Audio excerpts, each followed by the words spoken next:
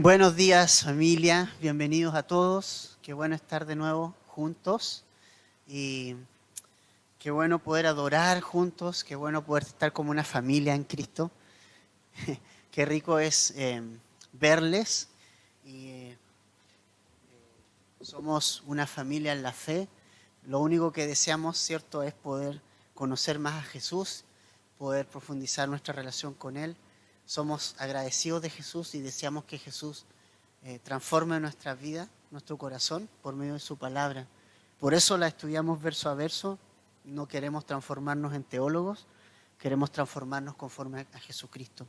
Y esa es la finalidad de poder ir a la Escritura, que finalmente nuestro corazón sea transformado al carácter de Jesucristo, ¿sí? Y necesitamos la palabra de Dios y necesitamos el poder del Espíritu Santo también, como lo veíamos ayer, ¿cierto? En hombres, lo necesitamos. Vamos a abrir nuestra Biblia entonces en 2 de Corintios capítulo 2. Quedamos ahí en el verso, estudiamos hasta el 11 la semana pasada, ahora vamos desde el 12 en adelante.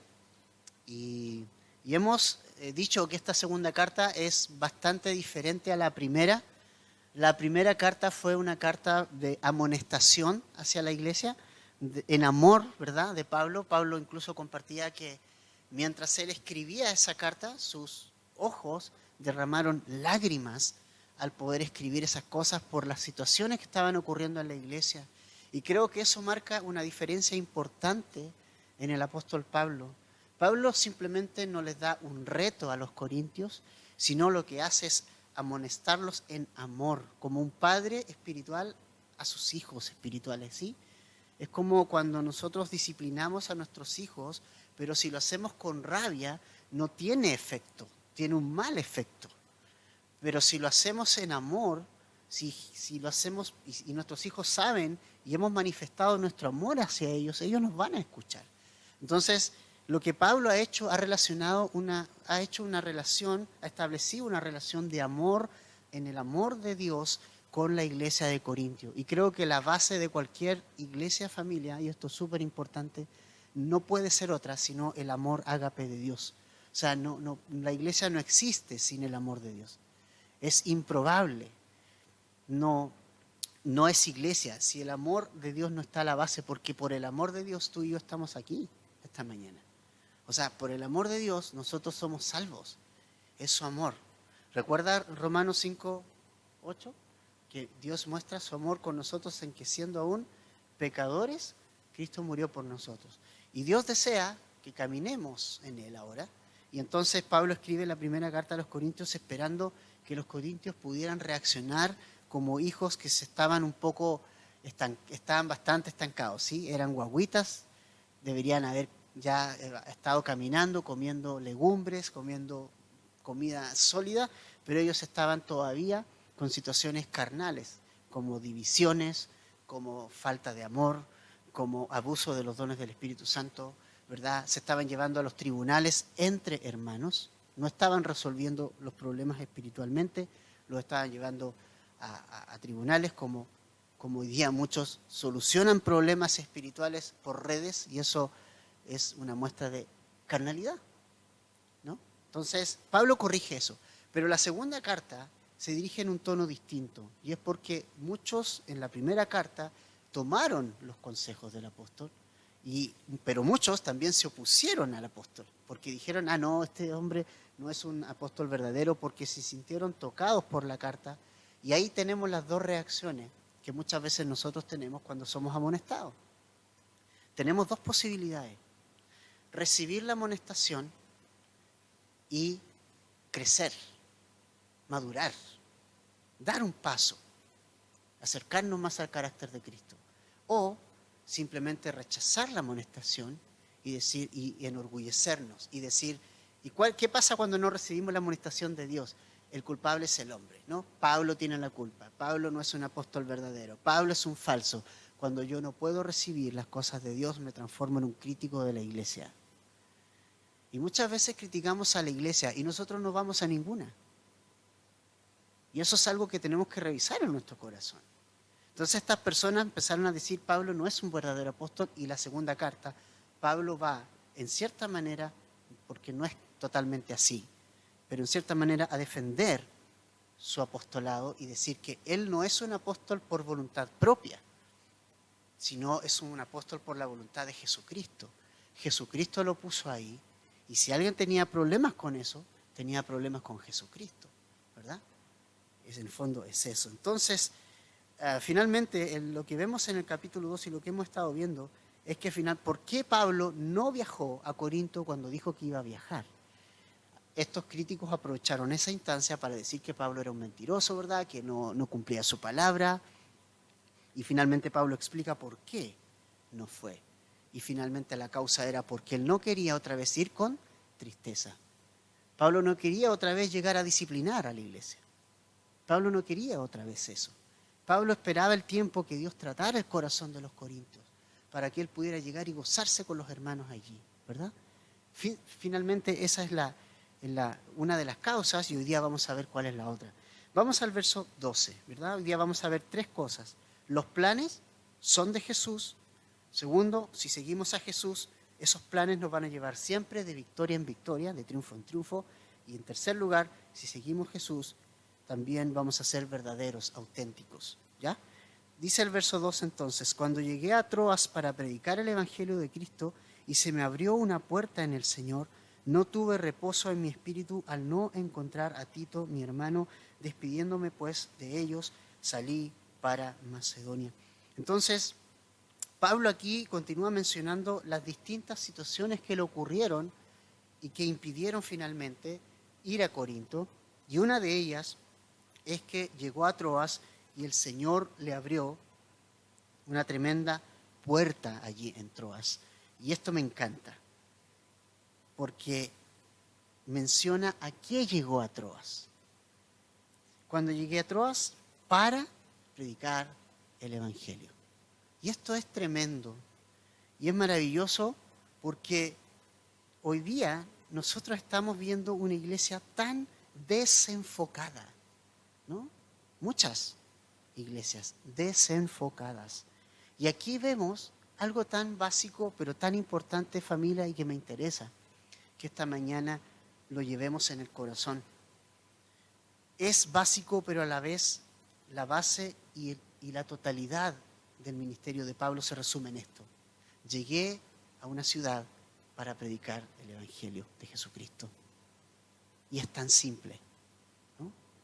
O sea, fíjate, observando lo que ocurre en nuestro país, observando lo que ocurre en nuestro mundo, no es muy distinto al mundo en que Pablo vivió.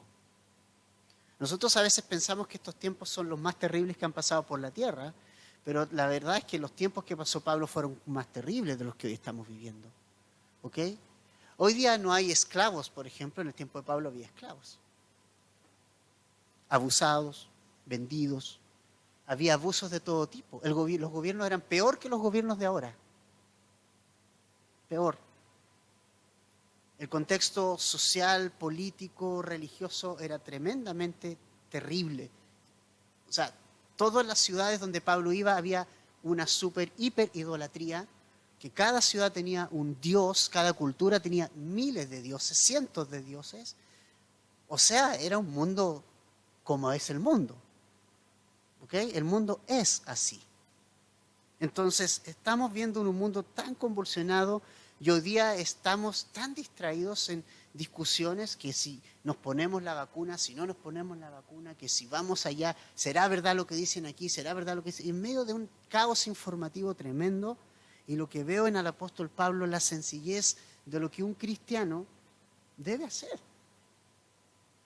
O sea, llega a una ciudad, llega a un lugar y predica el Evangelio. ¿Sabes qué, familia? Mira, este mundo inmoral, malvado, convulsionado, violento, lo que este mundo necesita es una sola cosa. Uno. Y empieza con J. Y es Jesús. Este mundo necesita nada más de nosotros. No necesita de mí. Este mundo no necesita de ti. No necesita de mi pensamiento, mi filosofía de vida. Este mundo lo que necesita experimentar es a Jesús. Y este mundo necesita a Jesús. Llora, está gimiendo. Es un mundo que gime por Jesús. ¿Se fijan? Entonces, es súper triste ver que la iglesia cree que tomando posiciones en distintos lugares, que de ahí va a influir. O sea, es algo simple, familia, donde Dios me puso, donde el Señor te ha puesto, sea en tu familia, en tu trabajo, no estás en Troas, no viajas todos los días, no estás viajando como misionero, pero eres un misionero en tu casa. ¿Cuántos familiares no conocen a Jesús en tu casa? ¿Cuántos de tus colegas de trabajo te topas con ellos diariamente y no conocen a Jesús? Están desesperanzados. ¿Cuántos de tus vecinos que viven al lado, con los cuales probablemente ni te conoces, o si te llegas a conocer, tampoco saben ni conocen a Jesucristo? Estamos viviendo en un mundo que está así, pero es un mundo que necesita a Jesús. Pablo fue impactado por el Evangelio de Jesús. Pablo era un hombre religioso. Y en Hechos capítulo 9, el Señor Jesucristo se revela a su vida. Y Pablo fue obediente a la visión. Y Pablo fue impactado por el amor de Jesús. Un hombre que merecía el infierno, un hombre que era religioso, perseguía a la iglesia. Pablo dice, yo no merecía esto. Pablo dice, escribiendo en otras cartas, dice, y lo comparte muchas veces. Dice, yo perseguía a la iglesia, yo no merecía esto. Pero Jesús vino a mi corazón y me dio una nueva vida. Y el evangelio que impactó a Pablo, Pablo quería que impactara también al mundo entero. Familia, esto es algo súper importante. El pastor Chuck una vez dijo lo siguiente: el evangelio debe ser como el sarampión. Primero debes tenerlo tú para pegárselo a otro. Y creo que es súper importante eso. ¿Qué impacto ha causado Jesucristo en nuestra vida? Y de acuerdo a eso, va a ser lo que finalmente va a salir de nosotros. No podemos pegarle el evangelio a nadie si nosotros no lo tenemos, no lo vivimos, no nos ha impactado Jesucristo con su amor, con su gracia, con su misericordia. Entonces, Pablo entonces en respuesta a eso es una cosa, y ese es su ministerio. El resumen de Pablo es perfecto aquí. Pablo en Troas, Pablo en Corinto, en Tesalónica, en Éfeso, Pablo en Tiatira, Pablo donde sea, predica el evangelio. Porque sabe el impacto, porque sabe que el evangelio es poder, ¿no? Entonces, nunca olvidemos, familia, que este mundo hace lo que hace. ¿Por qué hace este mundo lo que hace? ¿Por qué piensa como piensa? Porque está en tinieblas. Porque está en tinieblas. ¿Y sabes qué? Eso entristece mi corazón. A veces la iglesia equivoca el camino marchando contra esto, contra lo otro, pero ellos están cegados. Están cegados. Ellos necesitan a Jesús y tú lo tienes. Y yo lo tengo. Necesitamos llevar a Jesús a este mundo. Fíjate, no necesitamos ser super teólogos ni apologistas, es predicar el evangelio. La sencillez, la simpleza del evangelio de Jesucristo es lo que va a salvar a las personas. Hay una necesidad urgente de llevar el evangelio a este mundo. El evangelio trae esperanza, vida eterna a esos familiares tuyos que están a tu lado, que no conocen a Jesús, a esos colegas tuyos con los cuales te topas todos los días en los pasillos de tu trabajo, a esos vecinos con los cuales compartes todos los días. Jesucristo puede marcar una diferencia en ellos y pasar de condenación a vida eterna. Por eso Pablo en Romanos 1:16, ¿qué dijo en Romanos 1:16? Creo que eso lo sabemos todos, ¿no? Porque no me avergüenzo. ¿De qué? ¿De qué? del Evangelio, porque es, ¿qué cosa? ¿Para qué? Poder de Dios, ¿para qué? Para salvar. Familia, ese es el Evangelio. Es poder para salvar. No el espectáculo y show que muchas veces vemos cuando muchas veces se dice poder, y muchos dicen poder, ¿cierto? El fuego, haciéndote hablar raro o caminar raro. No, es el poder de Dios actuando, transformando una persona. Mira a Pablo, o sea, transformado. Nuestras vidas, mi vida. Tú no me conocías antes, a Dios gracias. Y menos mi corazón. Pero la persona más moral de este mundo, como la persona más en los vicios y sumida en maldad de este mundo, necesitan lo mismo. Necesitan a Jesucristo. Porque es poder para salvación. Sin el Evangelio no hay salvación. No hay vida eterna. El Evangelio es poder para transformar vidas. Es poder para salvarlas de la condenación eterna y llevarlas a salvación eterna. Porque así como hay salvación, familia, hay condenación. Nunca olvidemos eso. Nunca lo olvidemos. Esa es una verdad completa. Ese es el Evangelio completo, ¿no? Que hay salvación porque había condenación. Si no hubiese habido condenación, ¿para qué enviar a Jesús, el Padre, ¿cierto?, santo, y dejar todo ese lugar majestuoso y hacerse hombre como uno de nosotros? Humillarse hasta la cruz, ¿para qué?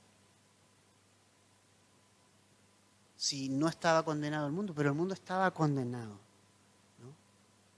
Necesitamos, familia, ir. Necesitamos ir. Necesitamos ir. El Señor en estos tiempos quiere moverse y quiere usarnos a nosotros. En Romanos capítulo 10, verso 14 al 16, leemos: ¿cómo pues invocarán a aquel a quien no han creído? ¿Cómo creerán en aquel de quien no han oído? ¿Y cómo oirán sin haber quien les predique? ¿Y cómo predicarán si no son enviados? Tal como está escrito: cuán hermosos son los pies de los que anuncian, ¿qué cosa? El Evangelio. El Evangelio.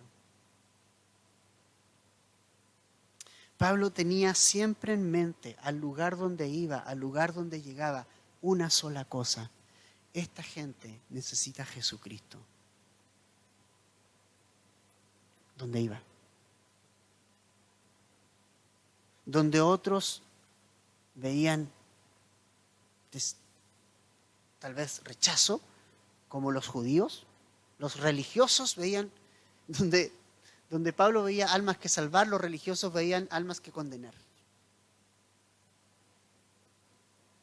¿Sí o no? El religioso siempre ve a los demás como inferiores. Donde los religiosos veían almas que condenar, Pablo veía almas que salvar en cada ciudad donde iba, en cada lugar donde estaba.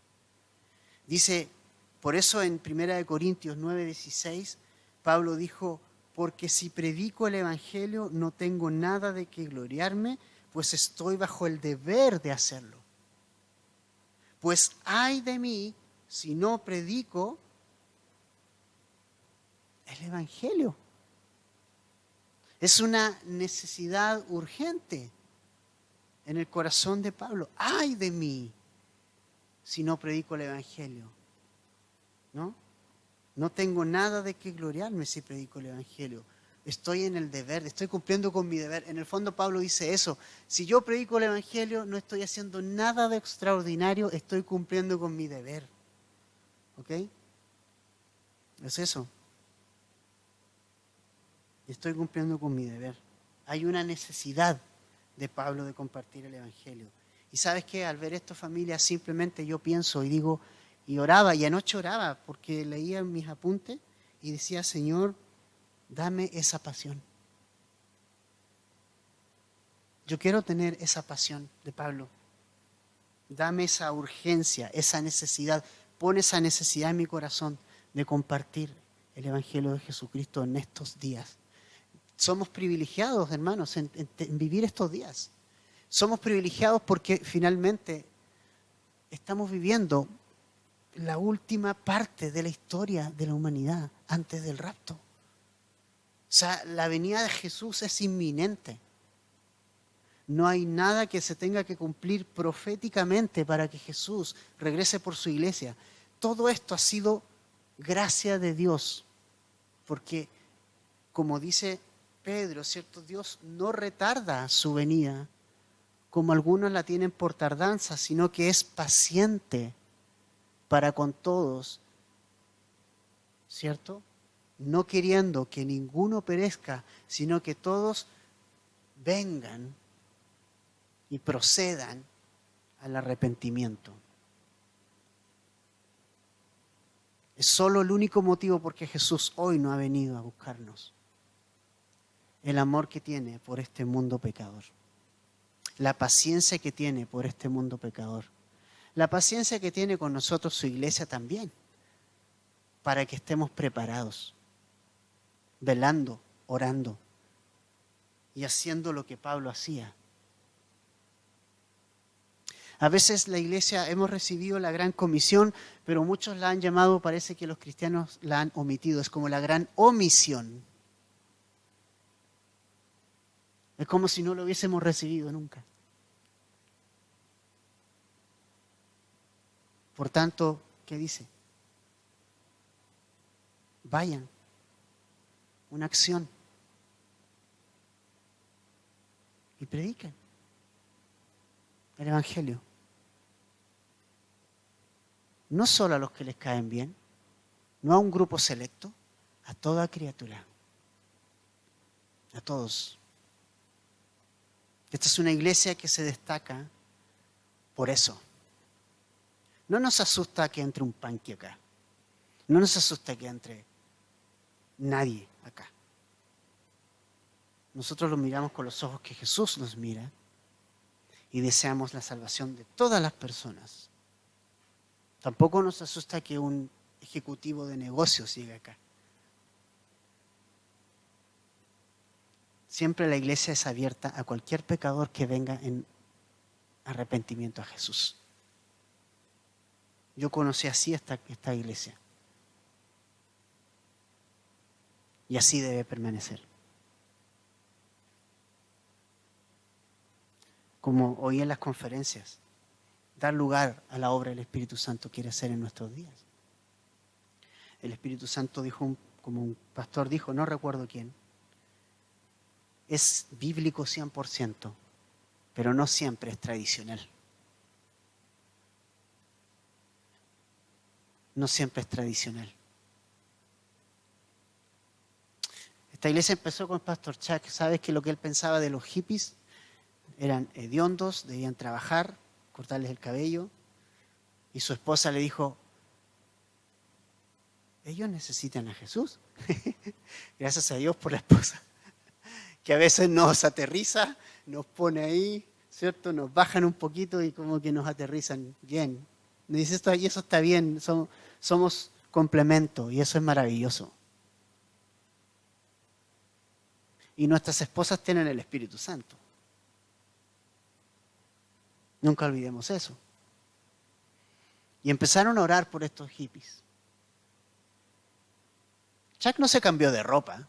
No dijo, ya yo me voy a poner la misma ropa que ellos, me voy a dejar el pelo largo, me voy a poner unos cuantos aros y voy a ir a ganarlos. No era esa la forma de ganarlo. Con su traje y corbata, porque él era muy tradicional para vestir, se ganó con el Evangelio de Jesucristo. Ellos fueron impactados con el amor de Dios. Fueron enseñados en la palabra de una manera simple y sencilla, verso a verso. El Señor tomó esa generación y nosotros somos el fruto de esa generación. Hoy está sentado aquí porque somos fruto de lo que Dios, cómo se movió en esa generación. Hoy día no hay hippies. Dios ya no se mueve así. ¿Te fijas? El Espíritu Santo es 100% bíblico. pero nunca tradicional. No necesariamente tradicional. Se sale de nuestros márgenes y nos hace ir un poco más allá.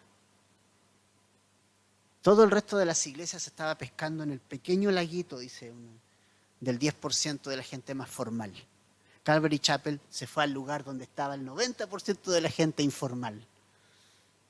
Y somos informales en nuestras maneras de vestir y todo. Somos ordenados, sí. Pero el Señor quiere hacer algo entre nosotros, familia. Y debemos estar atentos a la voz y a la guía del Espíritu Santo. ¿Cómo llegar a esta generación? Que el Espíritu Santo nos pueda capacitar. ¿Cómo llevar el Evangelio? Sabemos lo que hay que llevar. Hay que llevar el Evangelio. Eso no se tranza. ¿Cómo llevarlo? Señor, guíanos. Yo necesito esa pasión de Pablo. Necesito esa pasión de Pablo en mi vida. La predicación de Pablo era una necesidad. Señor, danos esa pasión. Yo pensaba eso anoche. Pon en mí esa necesidad y ese corazón. ¿Sabes cómo eran las planificaciones del apóstol Pablo? Y por eso no fue a Corinto. Las planificaciones de Pablo eran en torno a una cosa. ¿Dónde puedo predicar a Jesús? ¿Cómo son nuestras cosas? ¿No? ¿Cómo pensamos normalmente? Señor, yo quiero un trabajo, pero quiero un trabajo para sostenerme bien, para tener un... ¿Cierto? Y está bien, eso es importante. Pero tal vez nunca pedimos, Señor, dame un trabajo donde pueda ser luz. Y en ese lugar pueda llevar el Evangelio. ¿Okay? O sea, ¿te fijas? Que muchas veces nosotros pensamos tan carnalmente porque lo que más importa a nosotros son cosas carnales, no como Pablo piensa espiritualmente. Pablo dice, yo quiero ir a la ciudad, no sé cómo será, si es cómoda o no es cómoda, lo que quiero es predicar el Evangelio, ¿no? Simplemente eso. Entonces, ¿cuánto de lo que planificamos nosotros en nuestras vidas tiene relación con predicar a Jesucristo? ¿Cuánto de lo que planificamos? ¿O solo planificamos carnalmente? Es bueno echarle una revisada a nuestros planes, ¿no? Si solamente están pensados en nosotros, tenemos que repensar esos planes. Vamos a terminar este año, no sabemos si lo vamos a terminar, puede venir Jesús antes. Pueden pasar un montón de situaciones antes, nuestra salud. Ya varios estamos cerca de los 50, ya les aseguro que la salud ya no es la misma. Y tenemos que pensar, planificar espiritualmente nuestra vida. Porque ¿sabes qué? Jesús decía que los tesoros en la tierra se echan a perder, terminan, pero los tesoros que hacemos en el cielo, esos están ahí, guardados en el mejor banco, en la mejor bóveda. Están ahí. Debemos planificar en el Señor. Permitamos al Señor manejar nuestra agenda, familia, en torno a qué quiere. Teníamos pensado algo, pero a lo mejor el Señor nos puso una persona enfrente para que le compartamos el Evangelio. ¿Te fijas? Entonces, Pablo tenía un plan.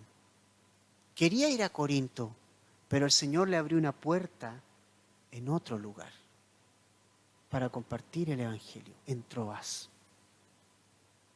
Sin duda, Pablo era planificado en su vida. Él tenía un plan.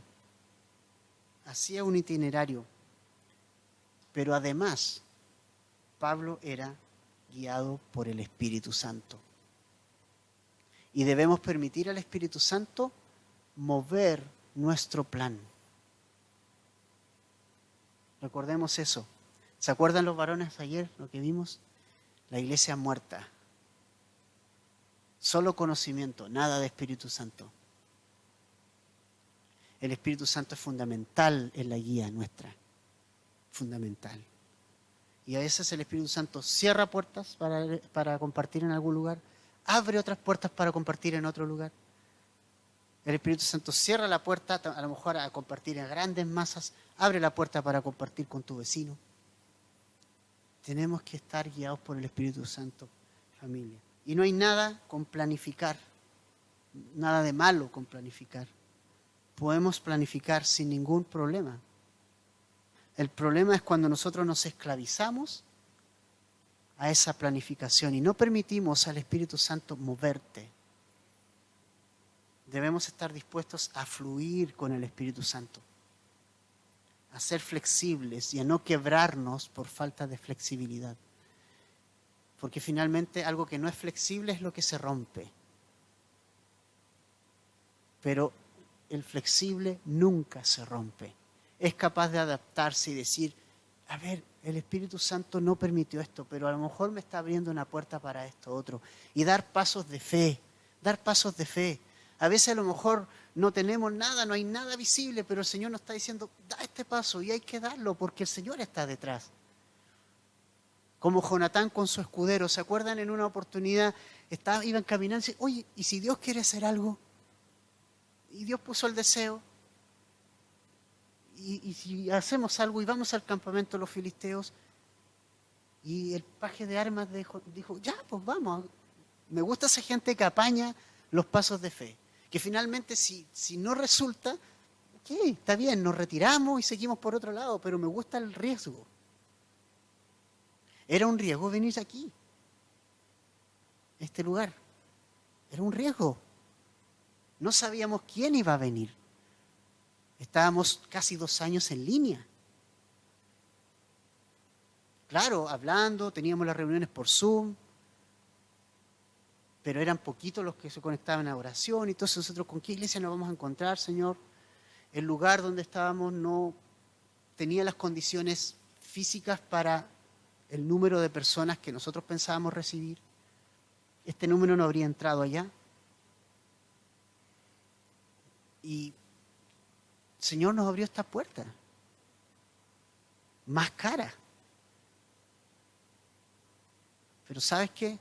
El paso de fe, cuando Dios guía, Dios provee. Y nunca hemos pedido un peso a nadie para esto. Pero hemos visto el resultado que el Señor y el Espíritu Santo ha tocado a cada uno de distintos hermanos para que se provea lo necesario. Es una obra del Señor. Esa es la diferencia. Cuando la obra es del Señor, Dios guía todo. Dios cubre todos los gastos, porque Él no está en bancarrota, no necesita ni siquiera nuestro dinero. Él es rico. No tenemos que mendigar, como muchos mendigan. Muchos dicen que si esta iglesia usted no da, muere. O sea, una iglesia que depende del hombre para su sustento debe morir, ¿ok? Es lo mejor que puede hacer. Porque la iglesia la sostiene Jesucristo. Él le da vida, ¿no? Entonces, familia, qué importante es ser guiados por el Señor y por el Espíritu Santo en los planes. ¿Y cuál es el objetivo de Pablo? Predicar el Evangelio. Predicar el Evangelio, predicar el Evangelio. Lo tenía aquí, lo tenía aquí. Predicar el Evangelio. Voy a ir a Roma. Quería ir a Roma. Voy a llegar a Roma. No llegó como él quería. Él quería a través de un viaje misionero. Y sí, fue un viaje misionero, pero fue un viaje encadenado. Prisionero. Bajo circunstancias diferentes. Muchos hermanos decían, yo quiero ir a los hospitales a orar. Llegó al hospital, pero llegó enfermo. Operado, grave. Pero allí llegó el Evangelio. No sabemos cómo, pero sí sabemos lo que hay que hacer. Predicar el Evangelio. Y se dice que Pablo fue España, llegó a España a predicar el Evangelio, a España. O sea, todo el mundo conocido de ese entonces, los que han estudiado un poco de historia saben, fue impactado por el Evangelio. ¿Con cuántas personas?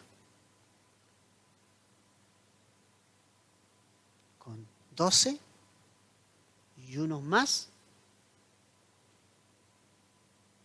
trastornando el mundo entero. ¿Por qué? Porque planificaron mucho. Sí había un plan, pero dependieron del Espíritu Santo. Una de las cosas que más me impactó también, uno de los pastores en las conferencias dijo lo siguiente. Dijo, los discípulos de Jesús estuvieron en el mejor seminario que pudieron estar. Estamos de acuerdo, ¿cierto? Por 3 años escucharon ¿a quién?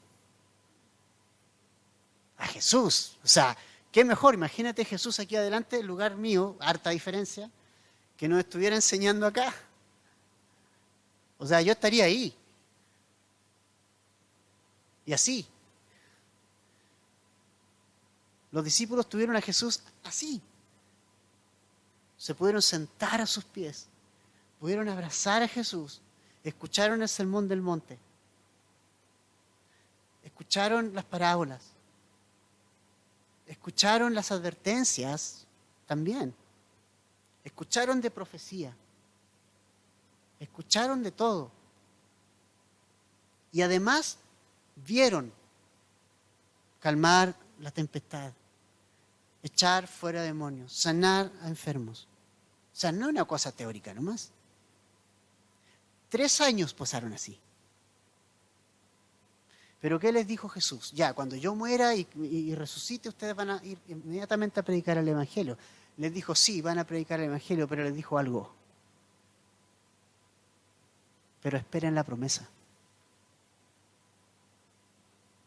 Este pastor decía, los discípulos estuvieron en el mejor seminario, pero faltaba lo más importante, la mecha que encendiera lo que habían aprendido. El fuego que encendiera lo que habían aprendido. Y eso es el Espíritu Santo.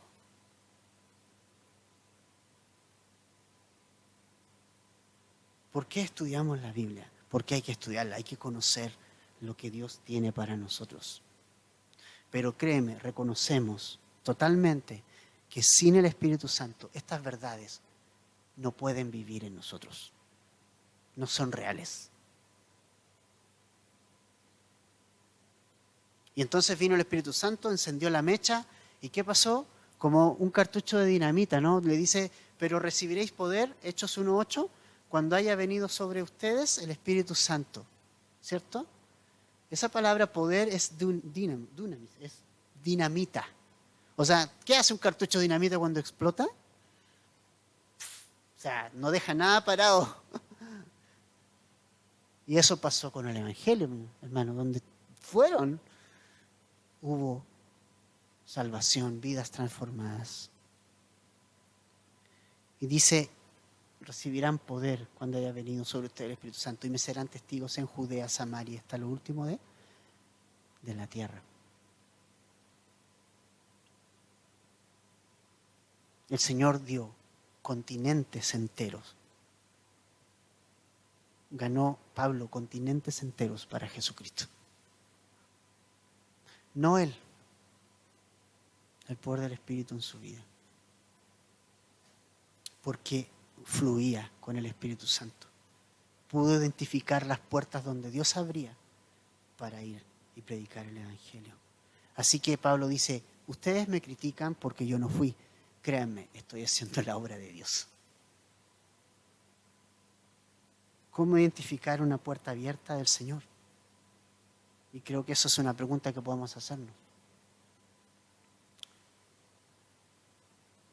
Dios te va a guiar. ¿Pero cómo? Sí, te va a guiar. Pero para que te guíe, tienes que tener comunión con Dios. O sea, alguien que no tiene comunión con Dios no puede ser guiado por Dios. ¿Y qué es tener comunión con Dios? ¿Qué haces tú cuando despiertas en la mañana? ¿A quién vas? Eso es comunión.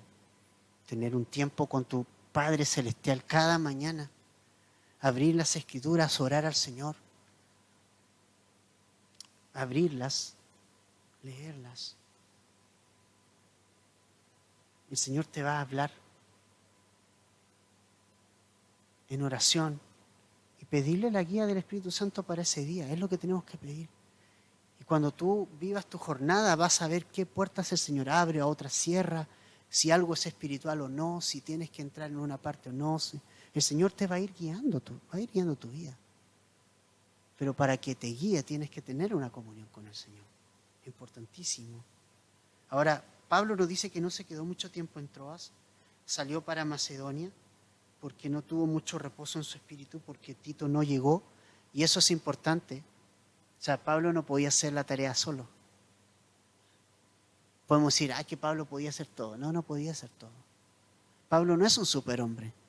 Pablo es hombre, como nosotros, con las mismas debilidades que todos, con las mismas flaquezas que todos. Si hay algo que solamente marcaba la diferencia, era que era un hombre apasionado por Jesús y lleno del Espíritu. Eso. La obra de Dios no se hace solo. Siempre necesitamos el apoyo, la oración, el ánimo de nuestra familia espiritual detrás. De ahí la importancia de tener un lugar donde congregarte, donde puedas recibir la palabra y a la vez puedas recibir la comunión, puedas estar en comunión y a la vez tú puedas manifestar y puedas poner al servicio del cuerpo tus dones también. Nos necesitamos unos a otros. Vamos a ir avanzando. El verso 14 dice, de 2 Corintios 2, pero gracias a Dios que en Cristo siempre nos lleva de triunfo en triunfo y que por medio de nosotros manifiesta la fragancia de su conocimiento, en todo lugar. Y el verso 15 al 17 dice, porque fragante aroma de Cristo somos para Dios, entre los que se salvan y entre los que se pierden. Para unos, olor de muerte para muerte, y para otros, olor de vida para vida. Y para estas cosas, ¿quién está capacitado? Pues no somos como muchos que comercian la palabra de Dios, sino que con sinceridad, como de parte de Dios, hablamos en Cristo Jesús. Mira, Pablo dice aquí, a pesar de todo lo que pueda pasar en nuestra vida, siempre hay triunfo cuando seguimos a Jesús. Siempre hay triunfo. Pero ¿cómo si Pablo igual se encadenó por estar preso? Igual. Porque él no está hablando de un triunfo de él. Nosotros muchas veces, familia, ¿sabe lo que queremos? Es un estado de confort y nosotros le llamamos victoria a no tener problemas. Pablo llama victoria y triunfo de Jesús a que el Evangelio sea predicado. Ese es el triunfo que Pablo celebra. ¿Ya? Por eso Pablo agradece al Señor porque lo lleva siempre de triunfo en triunfo. ¿Y sabes qué es genial esto? Porque donde el Evangelio es predicado, hay triunfo. Cuando una persona viene a Jesús, es un triunfo. Es victorioso. En el cielo hay celebración. ¿Te imaginas eso? Oh, mira, fulano de tal creyó. En el cielo hay fiesta, o sea, hay celebración. Eso es triunfo. El Evangelio triunfa. Es genial eso. No hay manera de ser derrotados ni de perder, familia, si seguimos a Jesús. Si seguimos a Jesús, esto te lo promete el Señor, está firmado por Él. Si seguimos a Jesús, no hay manera de ser derrotados. Porque si Dios es por nosotros, ¿quién contra nosotros? Y si seguimos a Jesús y predicamos el Evangelio, no hay manera de ser derrotados. Aunque uno dice, prediqué a mi vecino y me tapó a groserías. No, le prediqué a mi colega y me dije, ¿qué? ¿Ya? Pero ¿sabes qué? Tú no sabes qué va a provocar eso. Tú no lo sabes. Tú no lo sabes. Va a llegar su momento de vulnerabilidad. Puede llegar su momento de debilidad, como muchos tristemente hemos llegado al Señor cuando ya no nos queda nada, en que va a recordar. Un día mi vecino me habló, me dijo, y tal vez ni se acuerde de ti, pero se va a acordar de lo que tú le dijiste. Y él puede decidir en su lecho por Jesús. ¿Qué sabes tú? ¿Qué sabemos nosotros? Por eso, familia, siempre de triunfo en triunfo. Y sabes qué, mira, está usado en un idioma, o sea, en griego, esto de triunfo está en referencia a las procesiones de los romanos. Ustedes saben que el Imperio Romano era muy, muy, muy poderoso y conquistaba, ¿no? Cuando ellos volvían de las conquistas, conquistaban un reino o algo, hacían una procesión, le decían la entrada triunfante o triunfal. Y venía todo el ejército romano desfilando y tal, todo el ejército romano. Todos los sacerdotes de los dioses, los soldados, todos. Y venían adelante, traían a los prisioneros que habían decidido someterse a Roma. De alguna manera, los convertidos. ¿Ya? Iban presos, pero iban adelante porque decían, ellos quieren ser romanos, ellos se van a someter a Roma, así que por eso los vamos a dejar libres. Y venía toda la hilera, y al final atrás venían los esclavos que iban a ser decapitados, a morir, porque no aceptaron las imposiciones romanas. ¿Ya?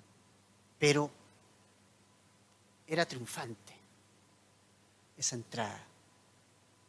Bueno, delante del ejército de la iglesia está Jesús. Y Jesús nunca pierde. Nunca. Jesús siempre triunfa. Entonces, todo lo que lo seguimos y vamos de detalle en esta procesión, nunca vamos a perder. Claro, vamos a perder la salud, a lo mejor podemos perder económicamente, podemos perder muchas cosas, pero nunca vamos a perder espiritualmente. Siempre vamos a ganar, porque Jesús va delante de esta procesión. Y tiraban los sacerdotes un cierto como incienso, ¿no? Ahí. Para sus dioses. También llevaban dentro de esta marcha animales y el botín del enemigo. Y entonces ese aroma a incienso para los presos que iban delante era un aroma que les recordaba que ellos iban a ser liberados porque habían decidido someterse a Roma. Pero ese mismo olor para los presos que venían atrás les recordaba una y otra vez, ustedes van a morir, ustedes van a morir, ustedes están condenados. El mismo aroma tiene un significado distinto para dos grupos de personas. Y eso es lo que nos dice los versos 15 al 17. Somos para Dios aroma de Cristo entre los que se salvan y entre los que se pierden. Damos un olor a Cristo, pero ese olor a Cristo para los que se salvan es un olor fragante, rico, como los prisioneros que iban adelante, que sabían que iban a ser liberados, hemos sido liberados.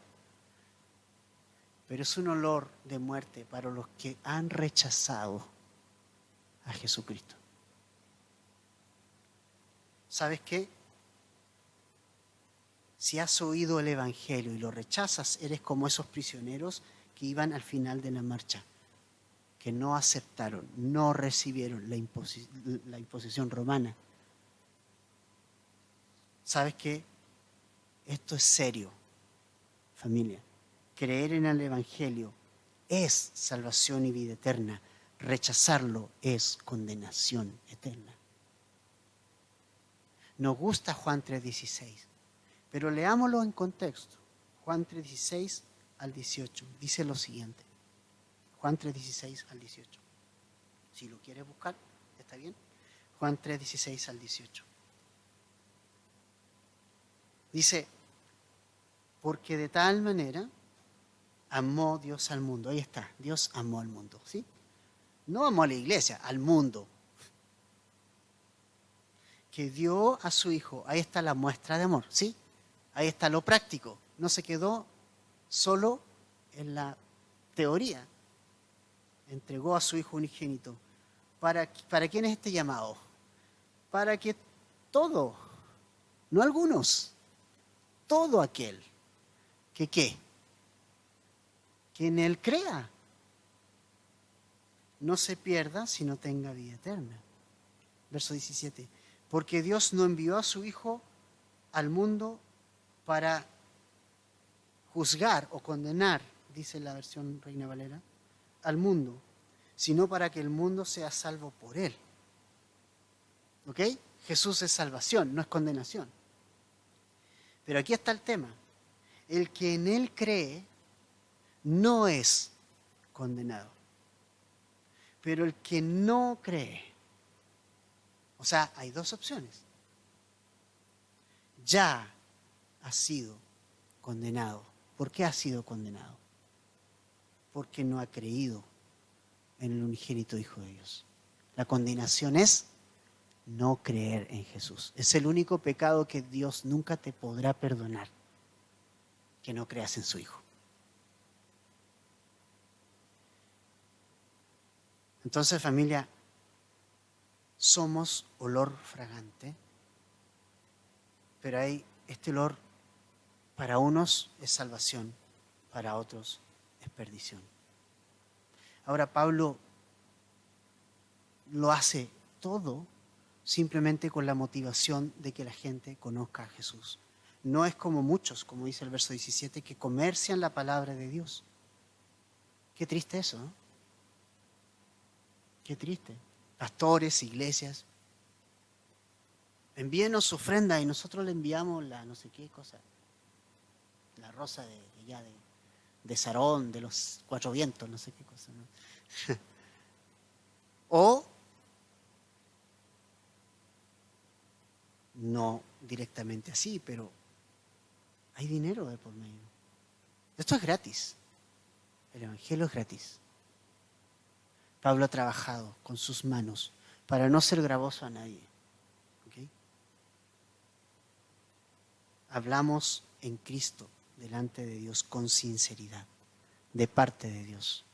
Familia, ¿cómo estamos en nuestra vida? Analicemos nuestra vida, analicemos nuestro corazón. Y son tiempos en que nosotros necesitamos depender del Espíritu Santo.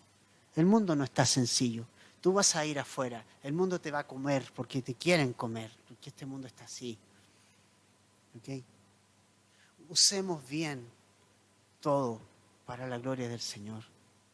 Ten cuidado con tus redes sociales. Eres luz. Eres luz. Si no las dominas, ciérralas. No las necesitas. Si te ganan y si tus dedos se te van, ciérralas. Pero aprovechemos todo para hacer luz y llevar a Jesús a este mundo. Es lo que necesita tu familia, es lo que necesita este mundo. Este mundo necesita a Jesús, familia. Vamos a orar. Padre, gracias por este tiempo.